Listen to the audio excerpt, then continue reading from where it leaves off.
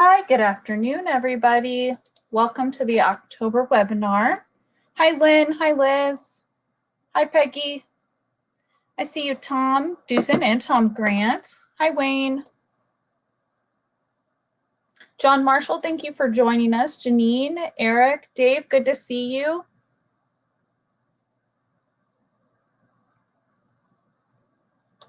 Hi, Bill. Good afternoon. Still a couple minutes before the hour, so we're going to allow some others to join us.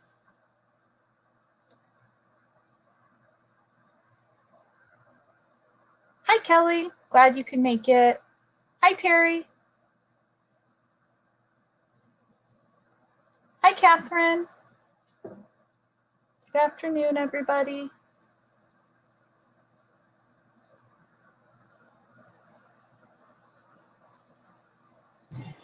Hi, Sheree, it's Sarah. Can you hear me okay? I can hear you. Awesome. Hello. Hi, we already have a good group on. We still have a couple minutes before we can get started. Sounds great. Thank you.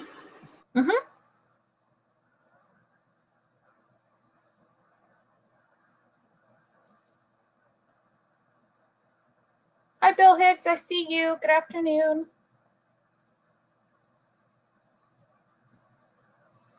Oh, Jeanette, so glad you can make it. Welcome.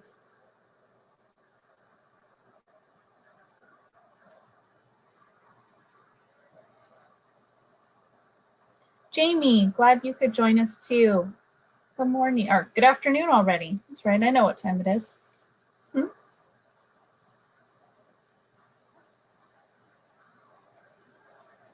And Bill Suzuki is on. Thank you, Bill. Glad you could join us. I apologize if I am butchering your name. You need to give me lessons how to say it properly.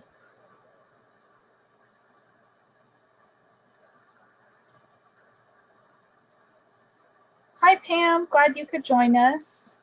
Great group today. Thank you all for making the time.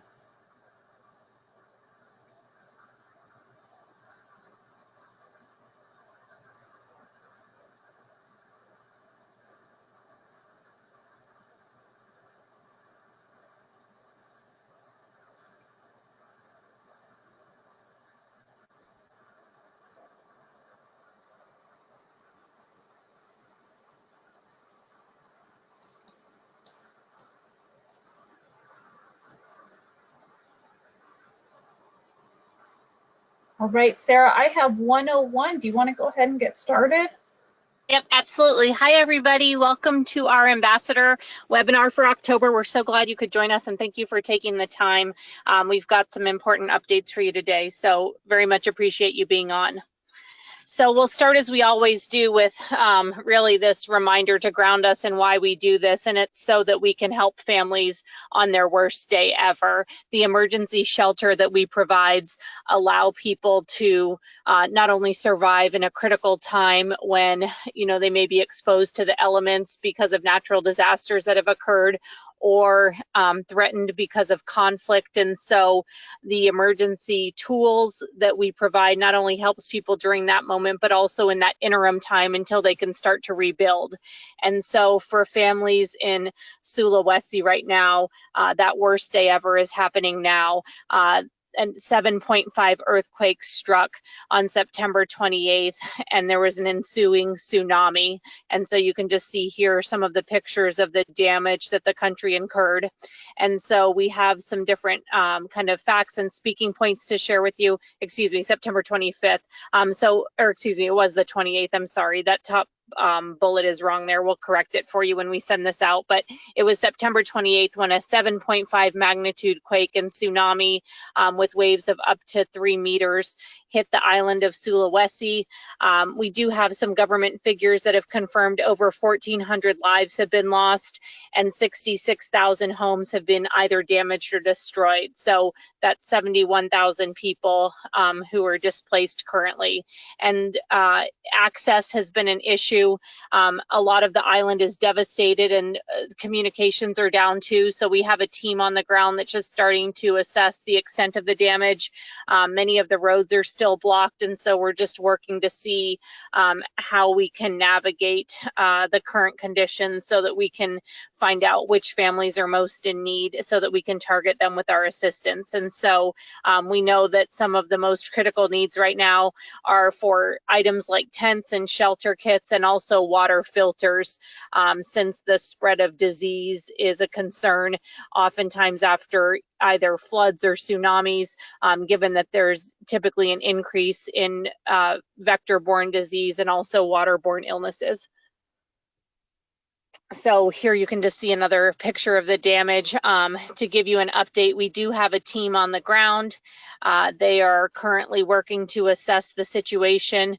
We're working alongside the Indonesian government, but also our partners within Rotary. We have a strong history of responding in Indonesia, and we have some great partners on the ground there. They helped us most recently after the Lombok quakes and led our distributions in country. And so we're working again with those same partners to figure out who these vulnerable families are that might not receive assistance otherwise.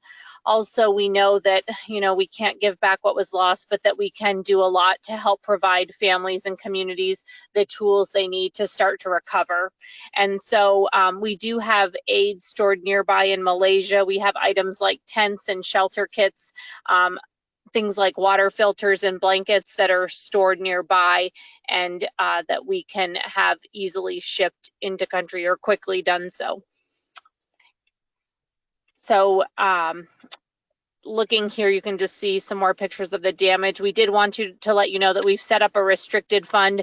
So if there are people who are wanting to specifically donate to this disaster, that is possible. If you go to the donate page on our website, you'll see a drop down that can be selected, or if people are submitting a check, they can just, write when they're sending it in that that's how they would like their donation to be attributed.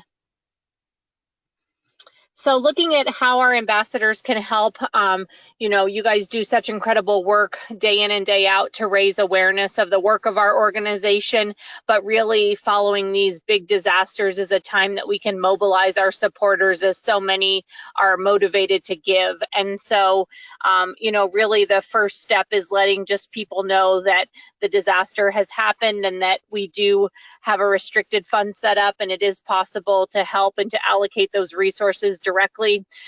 Also, if you are a Rotarian and operate within that world, letting your local district governor and also your Rotary clubs know about this situation and keeping them abreast of any new developments. So we do have speaking points. We have letters that are already written that can easily be taken and copied and shared with the district governor or with local club presidents. All of those tools are on our ambassador portal, so it's a really easy thing to be able for you to take and use. We also, just get the word out to friends and supporters. I know, I shared about the tsunami on my own Facebook page, and a number of my friends and family members donated. So getting the word out to those around us, or, if your company supports disaster relief, anybody who might be interested in helping. Also, there are some great tools now. Facebook especially has ways to add a donate button to any post, or you can start a standalone fundraiser on there. So there are opportunities there, but then also beyond that, just the spreading of the word on personal accounts like on Instagram or Twitter so that more people know about the situation. Also, we continue to update our ShelterBox website and the ambassador portal with the latest information as we're getting it from the field. Also, just as a quick reminder, we do have fundraising pages. So if anyone, isn't on Facebook but would like to set up a special page to support ShelterBox either for this disaster or, perhaps with another event that you're doing or fundraiser, we have the tools and infrastructure in place, again, to make it easy to do that.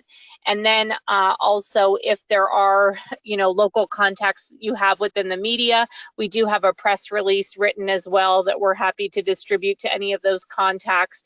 And so it's a great time to, be talking to the media as well. If you have any presentations coming up, or if you have, maybe a tent display that will be taking place at a city or community event, this is a good time to say, the tent will be set up this weekend, and it's a great way for the whole community to see the type of aid that we distribute in the field, like in Indonesia right now. So you can use that as a way to actually promote, the setup that you'll have. The other thing I wanted to mention is that the staff team in these times also does work to make sure that we're on different lists. So USA Today, for example, and the New York Times have lists of where you can donate following the tsunami. So ShelterBox has been added to those lists. On the screen, you can see this is Charity Navigator's page, where they recommend organizations that they believe people should donate to based on their ratings. And as you can see there, ShelterBox has 4 stars, and we are responding to the tsunami. And so we appear on that Charity Navigator list, in addition to some of the other kind of media curated lists that I mentioned. Great. So in terms of the agenda for today, we just wanted to start right off of the bat with that update on Indonesia, but we do have a special guest joining us today, and we thought it would be particularly relevant to have Brian join us as a longtime ambassador and also as a response team member and Rotarian. Brian was in our first team on the ground after the earthquake struck Lombok a few months ago, also in Indonesia. So he's here to talk to us about some of what he saw and the response that we did there in partnership with Rotary, so you can understand sort of the system and what's occurred in the country there through Brian's stories that he's here to share today. We also have our ambassador shout outs. We have a new ambassador of the month that we're excited to crown and recognize. Also, we have a new challenge coming up to get us through the end of the year that we want to share about.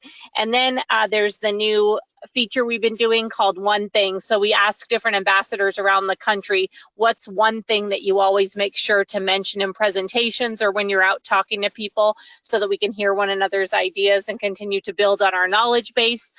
We have a ShelterBox planner tool that can be used to kind of plot out the Rotary year and help you keep track of different contacts within your Rotary world. So Cherie's going to show us a bit about that, and then we'll go through and look at our other deployments and where we're currently working in the world today. So without further ado, Brian, I will turn it over to you, and thank you so much for joining us. Brian's on vacation in North Carolina, but agreed to join in the call today. So Brian.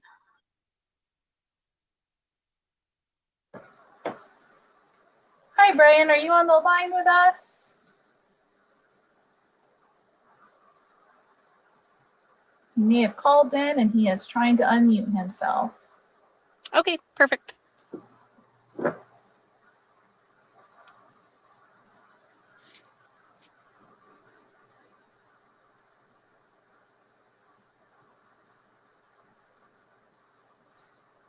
All right, Sarah, do you want to keep going until we hear Brian?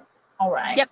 So on the pictures there on the right, you can see Brian actually standing in the rubble of a home, along with some of our local Rotarian partners there in country. And then on the left, we actually, in this particular instance, had aid already stored in Indonesia from a past deployment. And so that's what we were able to pull down upon in this particular response. So you can see Brian there with a sort of dusty boxes. They've been in storage for a bit, but they were able to go through all the boxes and to use any of the items that hadn't expired. And then there are just a few photos here of the destruction that the team saw upon landing on the ground. Again, there have been a series of earthquakes in Indonesia. It's located in the Ring of Fire, and so it's a particularly active area for both earthquakes and volcanoes, and then also, as we've just seen, tsunamis as well. And so this is some of the damage from those past quakes that Brian and also Liz Odell, that team, were responding to. Here you can see some distributions happening. So we were able to get aid from where it was stored in another part of Indonesia to the area of Lombok where the people were in particular need. Here you can see us working with local community members to distribute the boxes. again, these are all photos of our distributions. And then, Sheree, you can just jump back. Oh, I'd love if to you just take over. back one other thing. Okay, well, the other thing I was going to say about Lombok is that we have distributed aid to 658 families there. And the other thing that we were able to do, there were parts of the hospital that were also destroyed as a result of these multiple quakes. And so we were also able to take 14 tents and distribute them, and they were used as essentially maternity clinics and also as postnatal centers. We've seen this before where medical facilities become damaged. I know after the earthquakes in Haiti in 2010, we actually were using our tents as areas where, children who had to have their limbs amputated because they had rubble collapse on them during the quakes were actually able to use our tents to recover in, because they were a more sterile environment than what was available at the time, since so much of the city had been destroyed. And so this is something that's not new to our work, but we really do try to fill in the gaps. And so we've had our tents used in the past as schools and also as medical facilities. It's sort of whatever the community needs at that time. So 658 families have received this aid. Another 14 of the tents were used for those medical uses in this particular response. Thank you, Sarah. Just real quick before we move on, Brian, were you able to join us by phone? Okay, not hearing him. Are we ready for our September fundraiser, Sarah? Yes, absolutely. Thanks, Sheree. You're welcome. All right, I want to celebrate this team. Everybody, every one of you telling your ShelterBox story makes an impact and forwards the ShelterBox mission. We do want to highlight our top 10 fundraisers for September.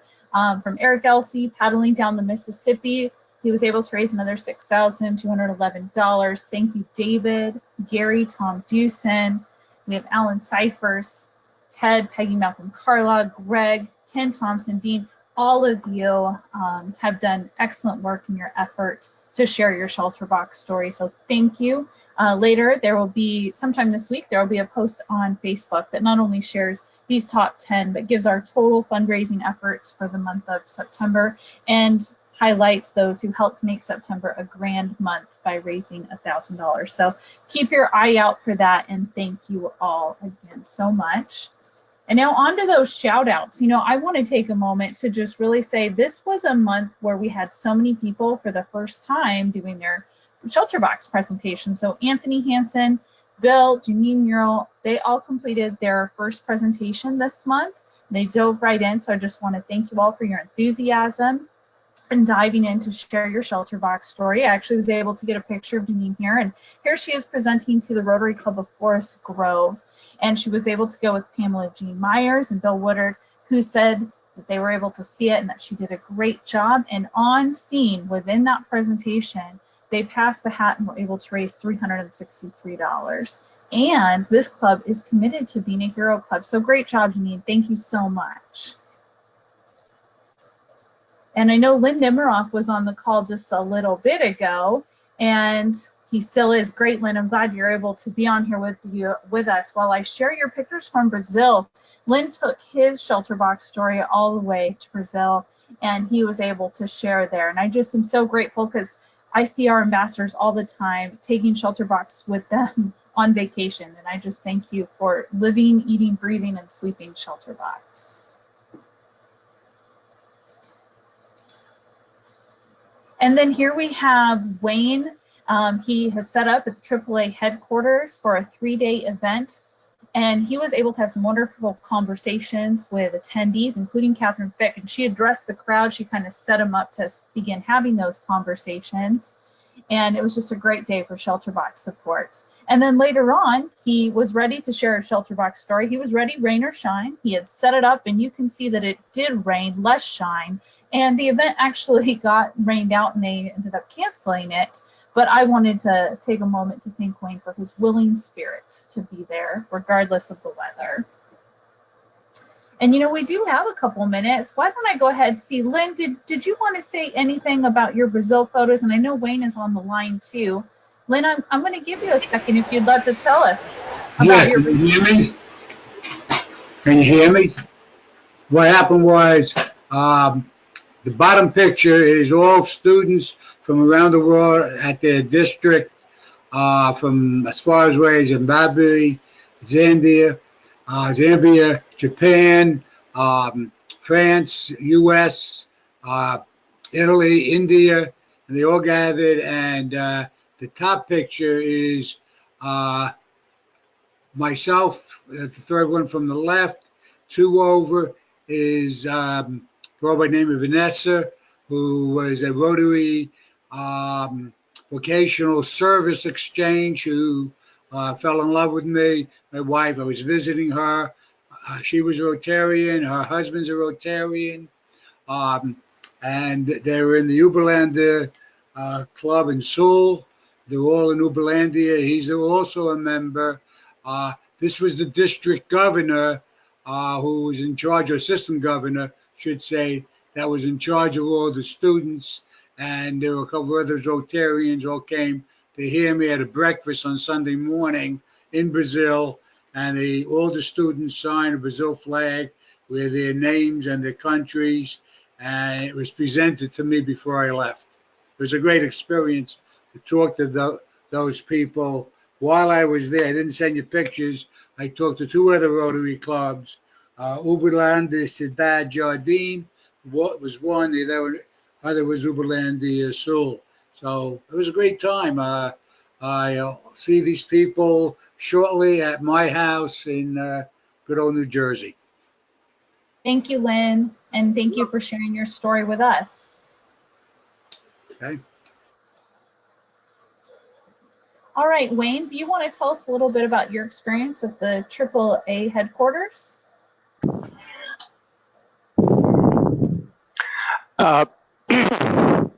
Yes, I don't know. Can anybody hear me? Yep, we can hear you. Okay.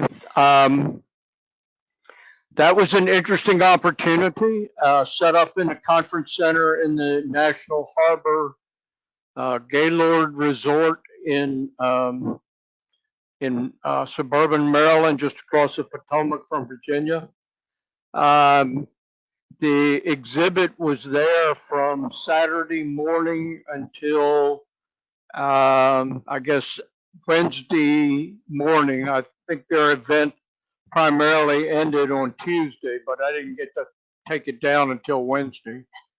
In the morning on Monday, board member Catherine Fick spoke to the assembled gathering of what looked like a good 2,500 people in the auditorium. And myself and one other ambassador had the opportunity to meet Catherine and talk with her, and then talk with the members of the audience that came to visit us after they broke for their first plenary. Well, thank you, Wayne, for being there. I'm glad Catherine was there, and it sounds like I said before, it was a great day for ShelterBox support.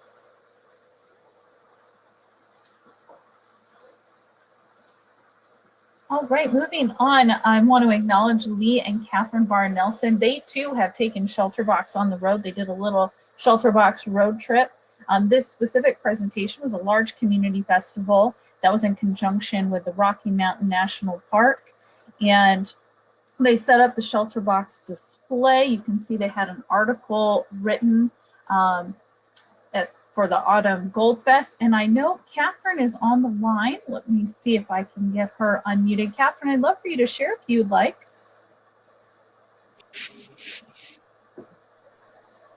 Hi, Catherine, we can hear you.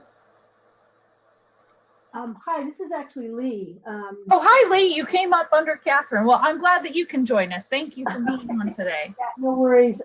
Actually, we were both on, and Catherine had to leave. She just walked out of the room, so I can give everybody an update. So the Autumn Gold Festival was actually a 2-day festival in Estes Park.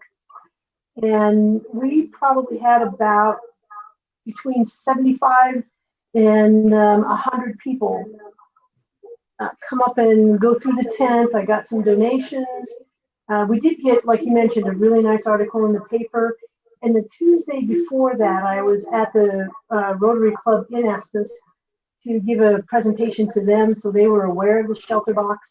And we had lots of Rotarians coming up just from that meeting, saying that they really enjoyed the meeting. They brought their families.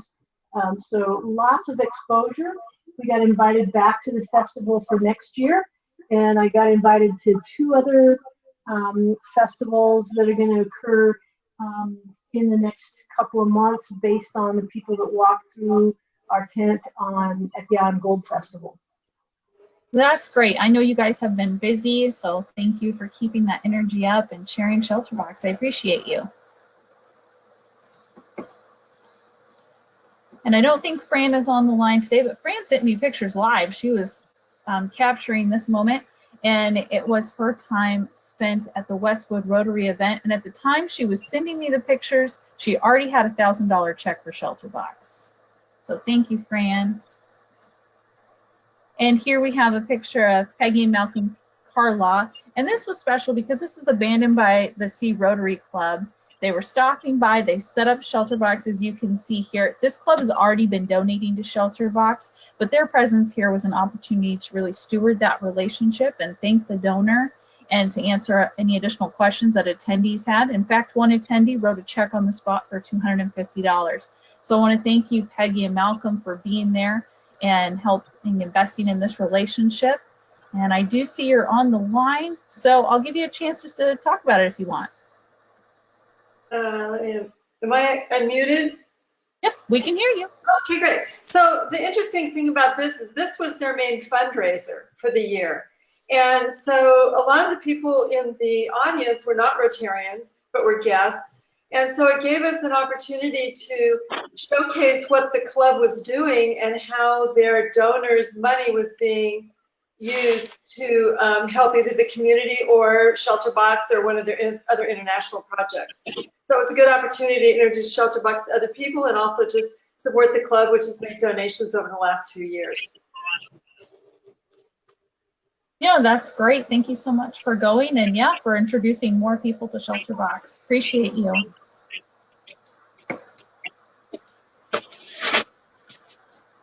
And here we have a setup by Jim Miller at a local community festival. Jim's always willing to take ShelterBox everywhere he goes, like many of you. And he has supported this event because of its affiliation with the Yadkinville Rotary Club. So Jim, thank you again for taking ShelterBox everywhere that invites you. Appreciate that. And Andre was on the line, but I know that his connection was a little iffy, so he had to jump off. But here Andre is. He's at the Rotary Club of College Park in Orlando. It was an early morning presentation that he kind of said, yeah, I'll make it work. And he ended up collecting $2,000 that morning. So definitely making it worth his time to get up early and share his ShelterBox story. Andre, I just want to thank you so much for doing that and engaging this club and keeping them up to date with ShelterBox.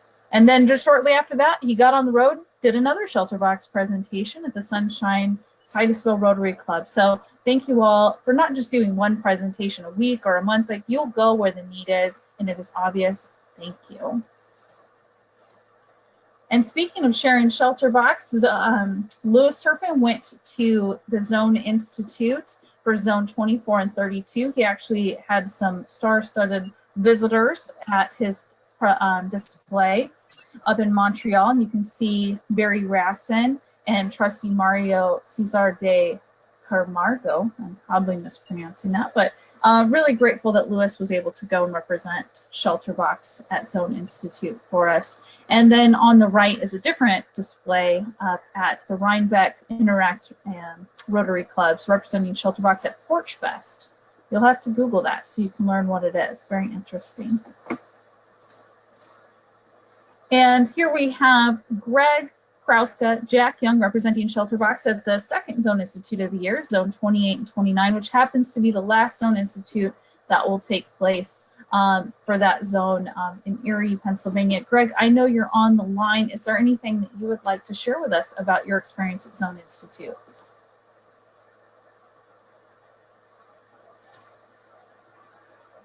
Hey, There thanks, you go, Sheree. Greg. It was a great event. Always gratifying to hear just how many district governors and district governors-elect know about ShelterBox and are great supporters. I think often we can get discouraged ourselves by thinking it's such an uphill battle to connect, but we had some tremendous response in private discussions as well as people stopping by the display. And there's actually one group that went on a winery tour excursion in an afternoon of the event. And when the tour guide refused to take a tip, knowing they were Rotarians, they brought $50 back to us and got a $50 donation. So that was a nice surprise at an overall wonderful event. Thank you, Greg. Glad to hear that, you know, donors come from all shapes, sizes, and directions, right? So thank you for being there for us. And Laura Helmer, she couldn't be on the call with us today, but you can see she's been busy as well, especially if you're on the Facebook Ambassador page. Laura, I just want to thank you for your tenacity and getting ShelterBox out multiple times a week in front of the audiences that need to hear about us. So thank you very much.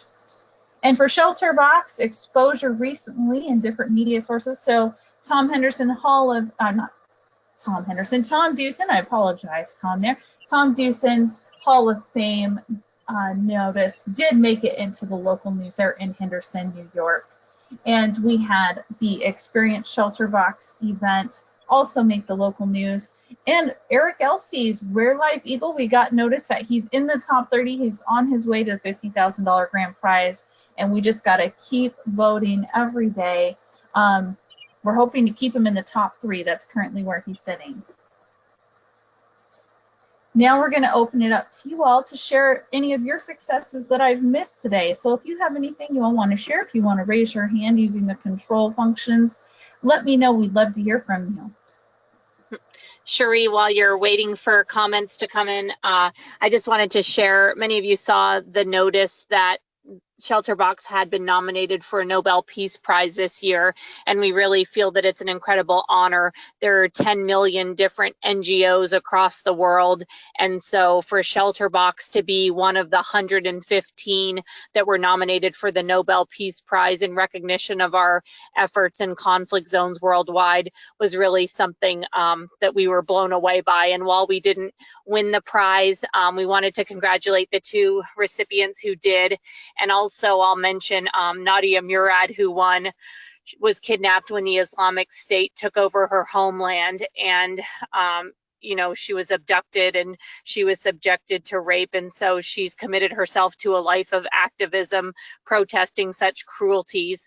But her people, the Yazidis, were a religious minority who were targeted by the Islamic State, and we were actually able to help their community. In 2014, we worked extensively in Kurdistan, particularly around the Dohuk region, which had the largest concentration of the Yazidis who were displaced. And so more than 1,700 tents were distributed at that time in Kurdistan and in other parts of Iraq. And so we continue to work there today, supporting people fleeing from conflict, both in Iraq and across the border in Syria. And so while it wasn't, you know, a direct win for our organization, it was very much an honor to be recognized alongside her, and also to know that we played a critical role sort of in her story as well, in the story of the Yazidis who were forced to flee. So I'll turn it back over to you, Cherie. Is there anyone on the line that wanted to share? There is. Tammy Mayfield, it's so wonderful. I hope I get to hear your voice. I haven't had a chance to work with you a whole lot, and I'm so excited to hear from you today. What would you like to share with us? Well, can everybody hear me? Yes. Okay, great. Well, I am now in Australia. So I just connected, well, let me step back. I moved to Australia last week, and I've already connected with 2 Rotary clubs, and Mike Greenslade is a response team member, and he and I are going to be connecting, and I'm going to be doing my work for ShelterBox via Australia.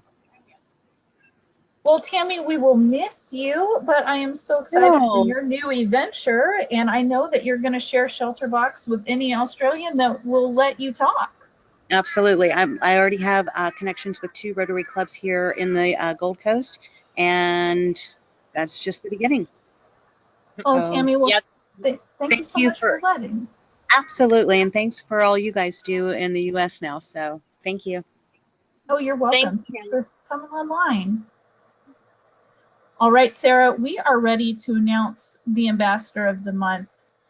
Drum roll for Mr.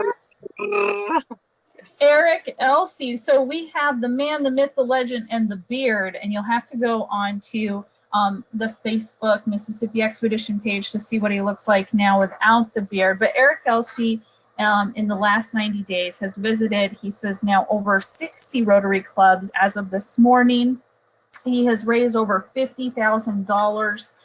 We believe probably by the end of the month, it'll be closer to over $60,000. And he has just done a great job in raising awareness for both the power of Rotary and the ShelterBox mission. So Eric couldn't be on today, but we want to thank him for his efforts and acknowledge him in the Mississippi Expedition. And Andre was who I had asked to share his one thing that he always includes in his presentation, but his connection was bad and he couldn't stay on. So I am going to call on somebody in the audience. And Liz, I see, oh, Liz wanted to remind us that Eric is now at 16,655 votes. So you know what, Liz? Since you wrote that in, I'm actually going to call on you to share the one thing that you always include in your presentation. So whether you have 5 minutes or 45 minutes, what is one thing that you will always include in your presentation? Well, I guess I would have to say that the one thing I always make sure people understand is that it's all about the family's dignity. Can you hear me? I can hear you. So how do you illustrate that picture in your presentation? Well, we have a lot of pictures that that show it, families, and it's just that all the pictures with the people, I always talk about the family. It's like, okay, it's not just we're just helping one person or this group of people. It's the family.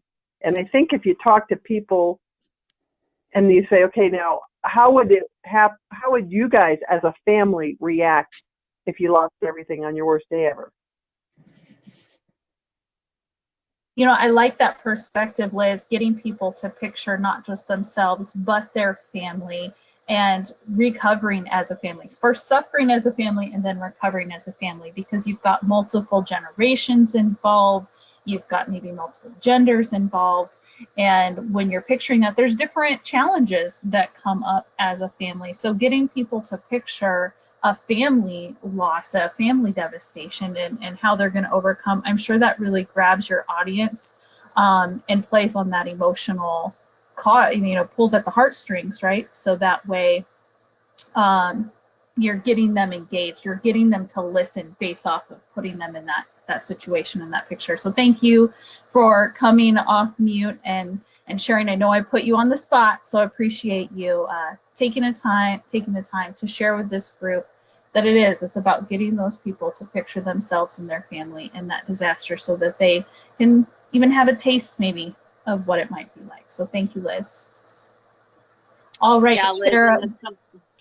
Yeah, I was just going to piggyback on what Liz said. Yeah, it's something that we've really looked to make sure we're including in our messaging. So rather than talking about more technical terms we might use in the humanitarian aid world around households or beneficiaries served, we really talk about the numbers of lives and families and communities that we're able to impact, because you're exactly right, Liz. It's about each person and helping them preserve that dignity and to get back to their way of life. So yeah, just wanted to say thanks for sharing.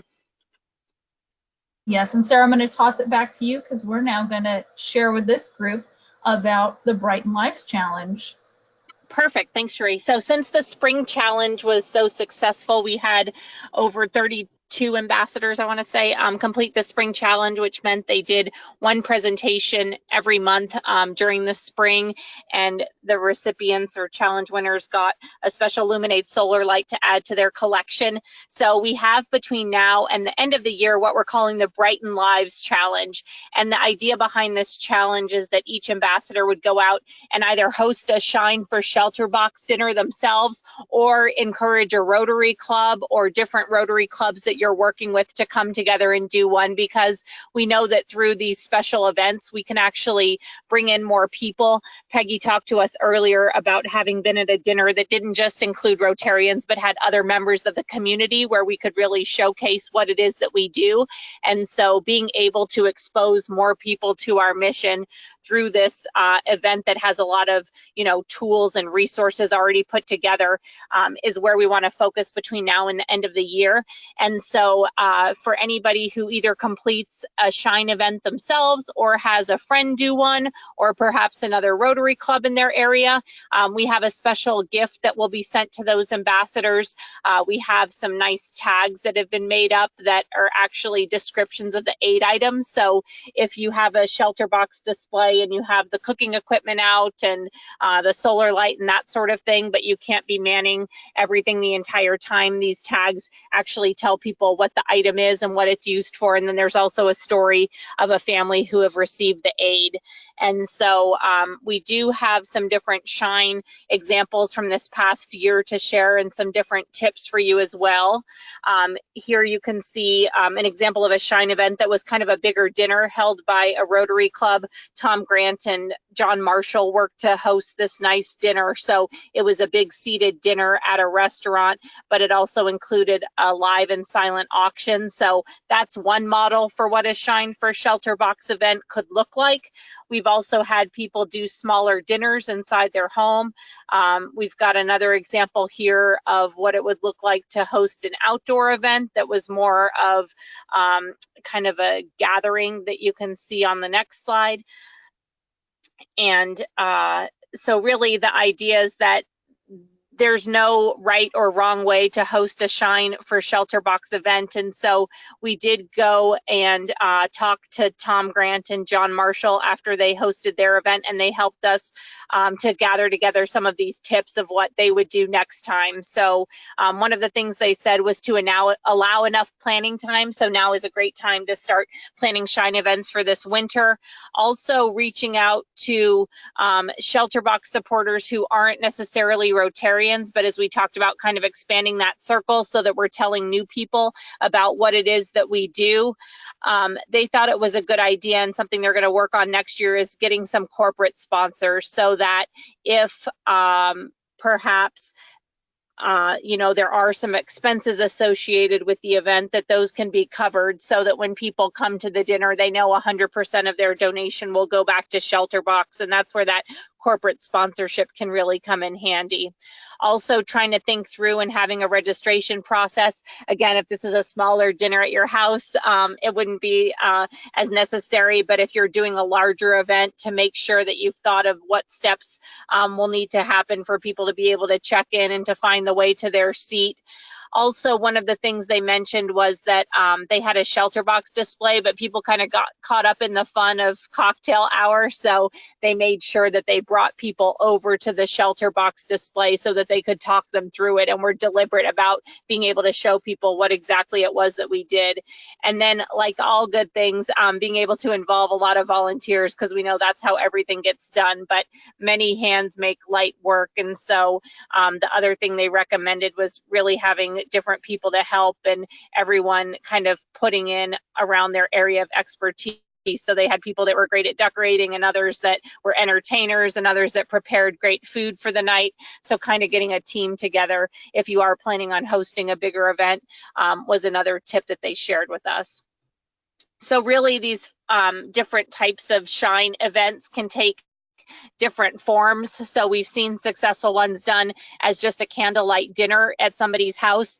And the reason to host it as a candlelight dinner is because we know that when disasters strike and power lines go down, families are left without light and warmth and comfort. And so reminding people of that and why we're called to give is a piece that we want to have kind of symbolize what families are going through at that time. We also have seen, as we just showed with Tom's, for example, kind of larger dinners that are done at a restaurant or some other type of event space. Some people have just chosen to do a simple wine and cheese party. So they've asked everybody to bring a bottle and then put some cheese out. And it was more of almost like a potluck style of event. So that's a great low cost option to consider. And then there are some opportunities around Rotary. Many Rotary clubs already schedule and have a holiday party. And so just adding in some shine materials and a video can be an easy way to use that pre-planned party as a ShelterBox fundraiser, or even using an existing Rotary lunch. You know, these clubs meet weekly, and so if there's kind of a shine takeover that we can do during a lunch hour or during one of their breakfast meetings or that sort of thing, that's also another opportunity to be able to share about the work of ShelterBox, just in kind of a different format than maybe what we normally do. So as a reminder, there are great tools on the ShelterBox USA website. If you just go to shelterboxusa.org/shine, there's everything from recipes, like our board chair Jim Carrier gave up his sacred jambalaya recipe that he calls Jimbalaya. There's tips and tools. There's little place cards that you can put out onto tables, invitations you can print, and then also we have stories of different families that we've served that you can actually make into kind of little cards that would go on each place setting to connect people back to the mission of ShelterBox. The other thing I just wanted to mention is that Luminate is working on some different packages that our ambassadors can purchase. So essentially we would be buying the Luminates at cost, and then you can use them, you can resell them at your event, or you can accept donations in return for the products. And so on the right there, you can see an example. They think the website for this will be live later this week. And as soon as it is, we'll make sure that we're sending it out to you all in an email and on Facebook. But I just wanted to say, please know that that's coming. They're making an easy way for our ambassadors to be able to use their lights as a fundraising tool. And I think there's a kind of natural tie-in with Shine. So any questions about any of that have come in, Cherie? No, Sarah, no questions. Okay. So now we just wanted to just take a quick look at the Rotary calendar, as we always do, since they're such incredible partners to us. Right now is when Zone Institutes are happening. There's one coming up this weekend in Montgomery, Alabama. We also have still sort of the Rotary year kind of really in full swing. The Rotary year resets on July 1st. And so really between now and the end of the year is a great time to be getting in front of Rotary clubs that we may not have visited for a while, or who could use an update. Disasters like the tsunami in Indonesia give us a different reason to go in and make a presentation and give us something fresh to talk to people about if they've kind of heard your spiel before. And so using some of the images like were in the slides earlier today to give an update on the work, maybe a way to get a foot back in the door. But really now is the time that a lot of clubs are deciding what it is they're going to do for the remainder of the year. And so it's a great time to be able to ask them to become hero clubs, or to be in front of them with a presentation and sharing information. And so as we mentioned earlier too, because a disaster has occurred, reaching out to district governors and presidents too and inviting them to give. Those are kinds of the types of things that are going on at this part of the year. The other reminder I'll give is that as soon as we get past, the holidays, really that's when many of our districts start to do PETS conferences, which is President-elect Training Seminar, and then also district conferences usually take place pretty soon after that. I know it can vary slightly depending on your district, but now is also a great time to make sure that we have some space reserved at those trainings. And the reason I particularly like being at those types of events is because I get to see a large number of people at once. So I know in my district we have 60 different president-elects come in for the training. Some of those pets are actually multi-district events, which means you might get 60 times 5 for 5 different districts who were in attendance. And so it's a great way to get our message out all at once and to schedule presentations really for the whole year. And so if you've not yet secured a spot at your local conferences there for Rotary, now's a great time to be talking to the organizing committee about being able to set up a tent and to have information there, but also if possible, if they would have us as a ShelterBox speaker during one of the general sessions, or if we could host a breakout session or maybe an after-hour happy hour. Those are all things that we've seen work well in different areas. And if you're wanting a speaker from ShelterBox, one of our SRTs, or I know Carrie Murray, our president, has traveled and given different presentations, let us know. And we have different speakers around the country who can also plug in and help with some of those different appearances as well. Thank you, Sarah. And with that, I'll transition into the Rotary Planner tool.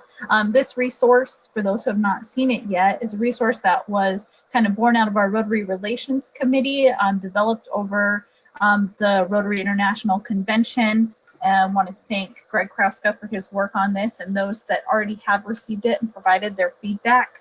We're going to be sending the actual tool out with today's call recording, and then also with a little brief training overview that was done by Greg Kraus, so that you can see the vision and understand how to use the tool.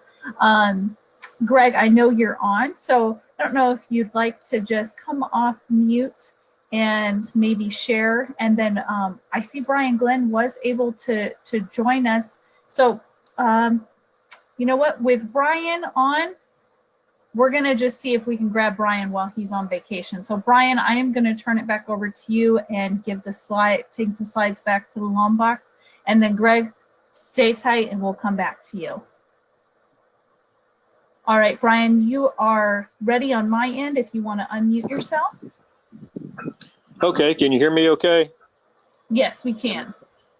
Okay, good. Sorry that I took so long to get on. I've been in the middle of nowhere. No, that's okay. So go ahead and share with us about your experience. Okay, I'm not, I've lost the slides, and but let me just tell you, we arrived just after the second large quake hit, which caused the most death and really destruction in the area. So our situation was the Indonesian government was still not requesting international aid, but the fact that we had some legacy stock in Jakarta meant that we thought we might be able to get around that. This stuff had been stored for a long time, so our first mission was to make contact with the Rotarians in Jakarta who had it stored, see what shape the stock was in, and what all was there. And it had been stored for probably well over 5 years. So once we determined that it was stock that we could use, then we flew from Jakarta on to Lombok and started working with the Rotary Club there to get the connections with the government so that we could find a way to actually distribute what we had. So in order to get around that, what we had to do was basically say that we were giving out special Rotary tents, and that we were there from ShelterBox to assist Rotary in distributing those. And that's the kind of the way that we got around the no international aid being accepted, and we're able to use what we already had in the country. And so the amazing thing is that every step of the way, this whole deployment depended on Rotary. What we had stored with Rotary to start with, the partnership with Rotarians in Jakarta, which is one district, in order to to get the stuff shipped out and loaded and trucked on the 5-day trip by truck to Lombok, and then the Rotarians in Lombok to help us get all the approvals to distribute. They helped arrange the trucking, the warehousing, and then the distribution. They found volunteers that we trained while we were waiting the 5 days for the stuff to get trucked in. So we had several dozen volunteers trained on how to put up tents with the one tent that we already had on the island, and then we were able to get out and start identifying families and lining up our beneficiaries. And so as soon as the stuff arrived, we immediately went to work on getting it into the hands of the people that were very desperately needing it.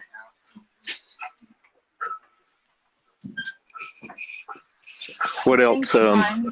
Yes.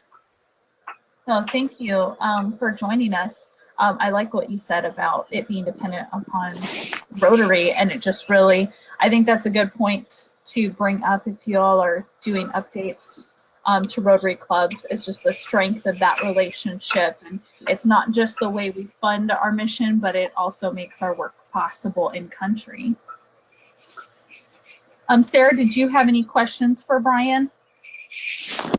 No, if you don't mind checking and just seeing if there's any from the group. Brian, I know that there are certain vulnerabilities that we look for and use as kind of an assessment tool. Do you mind sharing what some of those are? Yeah, definitely what we look for, the most vulnerable families, because we had tens of thousands of families whose homes were completely destroyed. They just cleaned the rubble off of the foundation to make a place to put their tent up, basically. So specifically, we look for the elderly, the disabled, the lactating mothers, the very young children, that type. So to work with the government on getting the distribution lists, what most frequently we identified were just the families with newborn babies within a few months old, and so the government felt like they were, by providing that, which was easily accessible to them, it let them feel like they were still determining kind of who was getting the tent, but it fell well within our guidelines, and made it very easy to explain to all the other people in each village why one family was getting a tent and another one wasn't. And the residents there were very gracious. We didn't see any real jealousy over, why do we not get one? So, but it was a very good tool to use to help determine which 1% of the needy kind of were getting aid from us with the limited amount that we already had in the country. Yeah, thank you, Brian. I think that piece is just so important that we're targeting those who really wouldn't be able to survive otherwise. I got to be in New Orleans this past weekend with Eric for the end of his expedition, but part of what we did when we were there is went to the Katrina exhibit that they had at the local museum. And I remember a statistic that stuck out to me, but that was that after Hurricane Katrina, half of the Louisiana fatalities were among those who were over the age of 75, even though they represented only 6% of the population. And so, for those that are really at risk, whether it's because they're elderly or, as you mentioned, infants or young children, we really are driven to protect those families first, and then to kind of work our way down from there. So yeah, thank you, Brian. Really appreciate you being on the call with us today and for sharing your experience there, and also for all the work that you do in Texas when you're not overseas on our behalf. So thanks, Brian. Appreciate it. Yes, thank you, Brian, and everyone. Thank you for bearing with me while I click through these slides one more time. Hopefully your screens are keeping up. I know it freezes on us every once in a while. But now we're going to go ahead and do a quick overview of the planner. Again, it'll come out with the call recording with a brief training as well. So Greg, I'm going to go ahead and unmute you. And if you'd like to just kind of share with us a brief summary of your vision.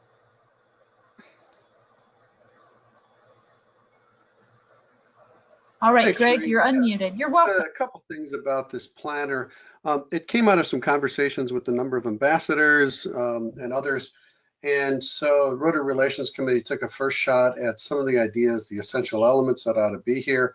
And then we field tested it by asking a number of both experienced as well as new ambassadors about how they plan or how they'd like to plan.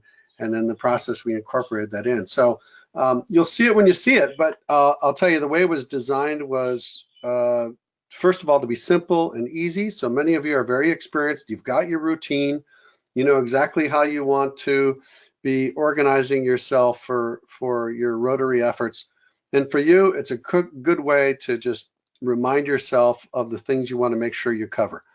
For some of you who are fairly new to cooperating with Rotary or fundraising through Rotary, it'll give you some great prompts for going a little bit deeper or for maybe deepening out your understanding about how Rotary districts work, or about some of the questions to ask about how your district works and how you might work more closely with district leadership in order to bring exposure to ShelterBox, engage to fundraise, and certainly give recognition to the clubs that donate. So look for that. And if you've got comments on it, please direct it to Sheree. And the next segment of the training video we're going to kick out to you all will go beyond the first couple of pages and talk about some of the more deeper planning activities that you might choose to do. Yes, thank you, Greg, and thank you all for your input and for those that gave feedback. With a few minutes left in the call today, we're going to go ahead and overview very quickly our current operation. So Sarah, I'll toss it back to you. Thanks, Sheree. Yeah, so in addition to operating in Indonesia, which we both heard about from Brian in terms of the Lombok quakes, and then also for the subsequent earthquake and tsunami that occurred, we are doing assessments currently. We also are in the Philippines following the super typhoon there. We've been working in Oh, thanks, Sheree. Perfect. We've also been working in Kenya, where, if you'll remember, 300,000 people were displaced by flooding that took place earlier this year. So as you can see there, we've been distributing shelter kits that people are using to build new structures. We've completed 650 distributions and are working with the Red Cross to do some additional distributions there. We're also in Ethiopia, where conflict has displaced, again, hundreds of thousands. And so working to provide aid there in country, and also in Somaliland, where there has been a long-term drought and also conflict occurring. So yeah, working in those different parts of Africa, along with the Lake Chad Basin, where we've been in all 4 of these countries. So as a reminder here, families are fleeing Boko Haram violence and have been displaced. So families in Nigeria are receiving aid, along with those in Cameroon and also Niger and Chad. And so depending on the country and the conditions, that's helped to decide what type of aid we're sending. We've also been operating in Syria since 2012, and right now we're really ramping up our winter distribution, since they have long, harsh winters there. So a lot of blankets and ground mats and some of the Flex 3 tents have been distributed there as well in preparation for the winter. And then we're also responding still in Iraq, where families have fled conflict, as I mentioned earlier on the call. So for this and other updates, we just wanted to remind you that there are great Facebook Live segments that take place every week.